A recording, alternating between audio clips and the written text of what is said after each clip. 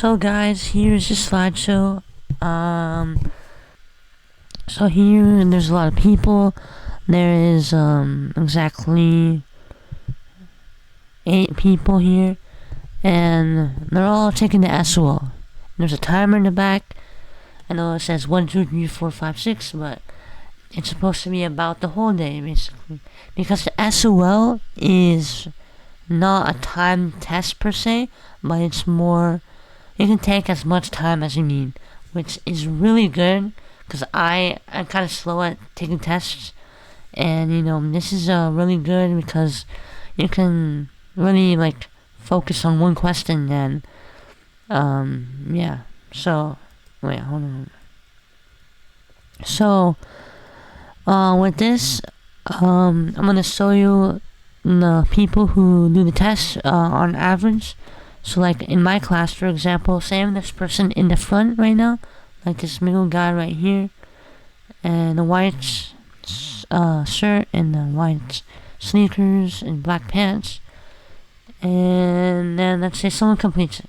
So that guy over there completes it in, let's say, 1 hour. Maybe he rushed it a little bit, but he still got a good, he did a good job, let's say. And then the next girl finishes 1 hour 15 minutes.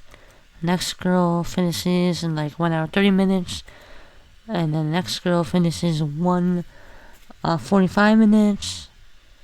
And then he finishes in 2 hours. And then she finishes in the same time as him 2 hours. And then she finishes 2 hours and 15 minutes. And then it takes a long time for you to complete it, or for me to complete it. And then I'm sent to go to another room to continue doing the test.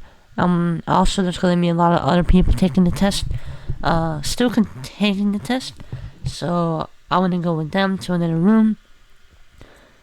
And here's 2 people who are who has to continue the test, and these people can either be really smart people or people who just don't really want to do anything.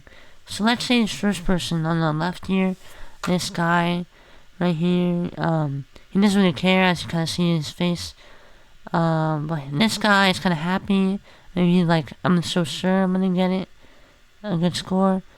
And then when the results come, this is what they get. So this guy got a 467. It's not a bad score. It's a pretty good score. And because he passed, but you can get a better score. You can get advanced. So past 400 is passing. Past 500 is advanced.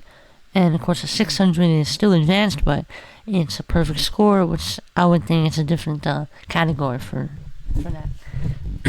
So both of these guys are really good. The second guy, this guy, did way better, and you can see that he was more engaged with the content. Or no, he knew the content more, and he was able to do the test better. With the same amount of time for these 2 people. And then there's another person who is you. Sorry.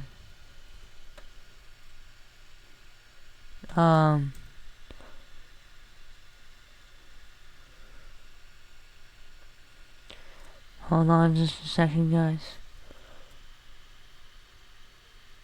Okay, so this is you. You can score. You don't know your score yet. Well, we don't know the score for anyone yet. But it can be a 600. But you're going to have to work for it.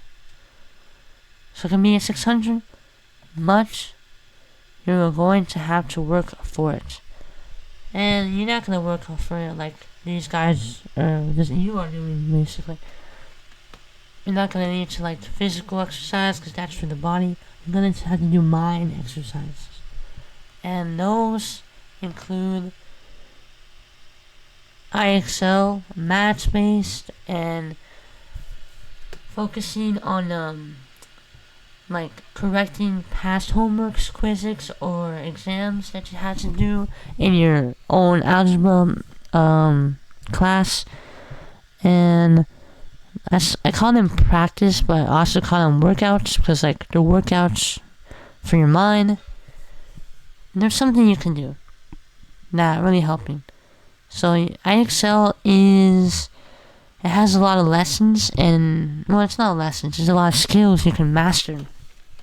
So it has like around maybe like 20 questions or so on a specific thing, like a hyperbole. It has like specific, no, not hyperbole. I'm talking about geometry. Parables. I'm sorry, I didn't take algebra in a while, but IXL has a lot of skills you can master, and in my school they did a competition for who can get like the most amount of tickets for every skill you master and for every 30 minutes you do on it. That was pretty cool. I got a lot of prizes from that because I really worked hard in getting them, on getting those tickets. And we also have Matchbase, which we also did one Matchbase one, like a raffle thing, tickets for that in like when I was in 6th grade. I'm in 9th grade right now, and yeah, that was fun too. It's kind of harder though, cause like it makes you as like wrong sometimes, and I think IXL is like better for more fun, but Matchbase is also another platform you can use.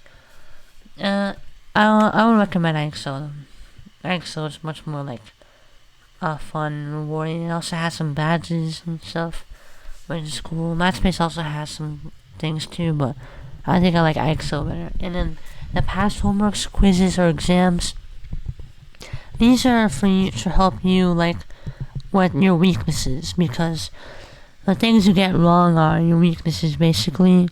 Or if it's just a mistake, like a silly mistake, then I wouldn't consider that like something that you have to like really work on. But if you like get it wrong on the same on the same parts of algebra, I would consider that you should work on it, because if you fix your weaknesses and you make them your strengths, then that's when we see like improvement, like growth, when you see that you are actually growing as a mathematician. And also you can it's gonna help you understand math better and it's gonna make you more well-rounded in everything in math, in in algebra, yeah.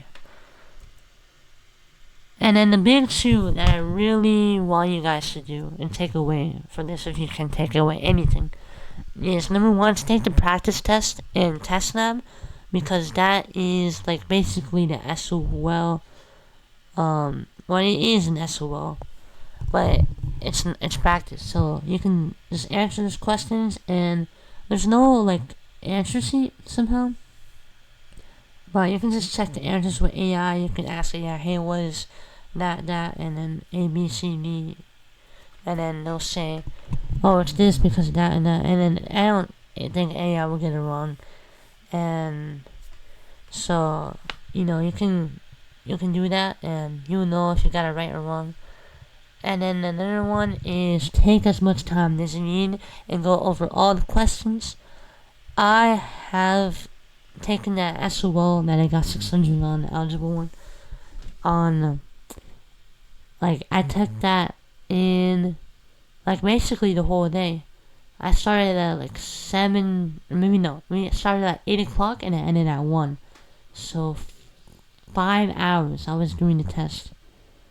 Well, I had lunch though, but it was like 10 minutes to get lunch and then eat. I ate during the test as well, and I didn't really feel like it was a long time.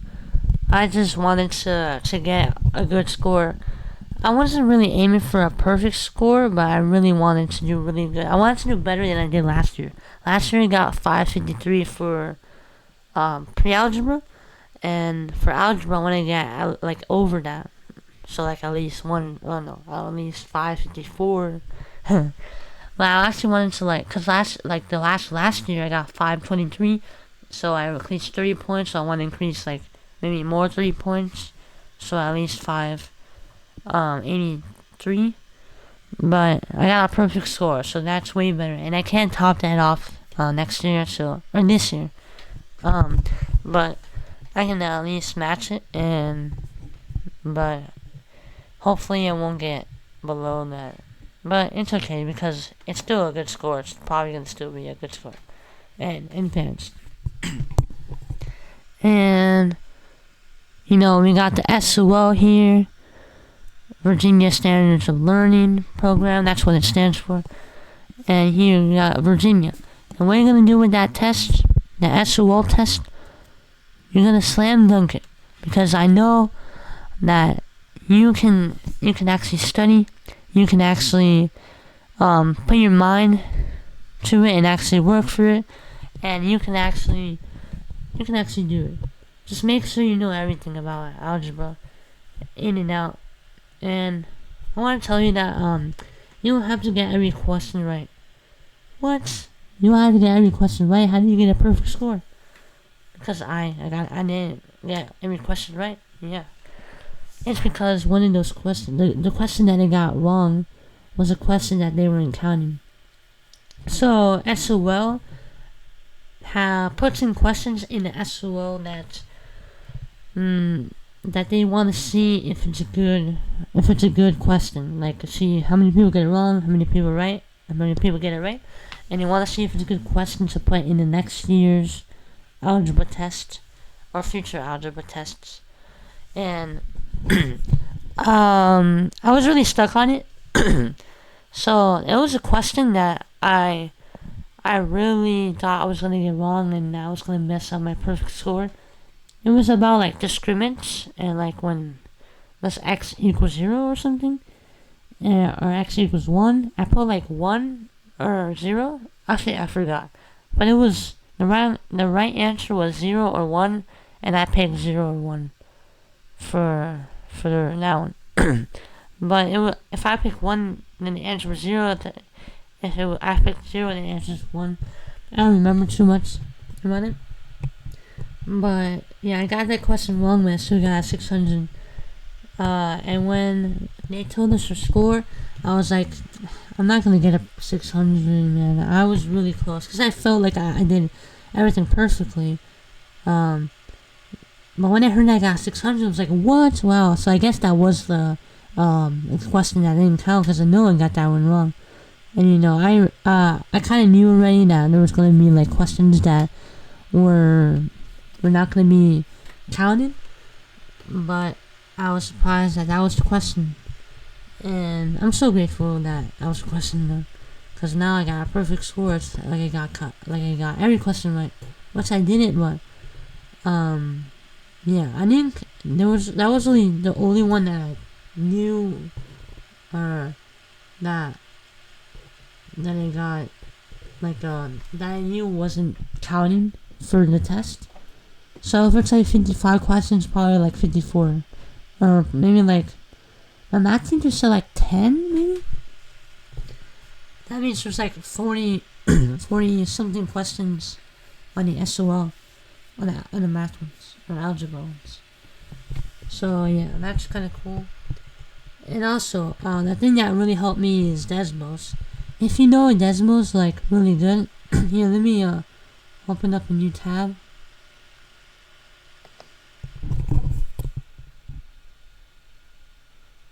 Alright, let me see.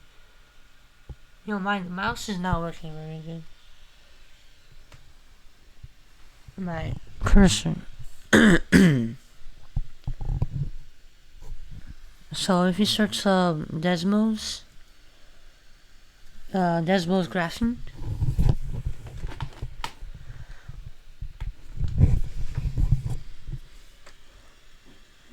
you can see, like, it's like this. It's, the one you're gonna use is Virginia, I think. If your vision is Virginia, of course. This is the one that you're gonna use. So, like, x equals 1.